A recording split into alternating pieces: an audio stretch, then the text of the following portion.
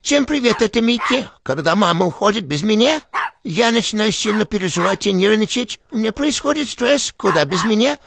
Но мама для меня купила что-то очень вкусненькое.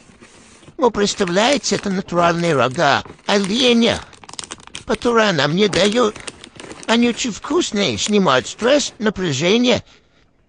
И очень-очень полезные.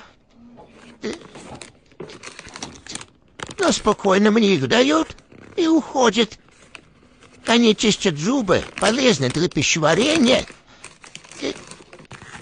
И очень-очень вкусные, очень-очень натуральные.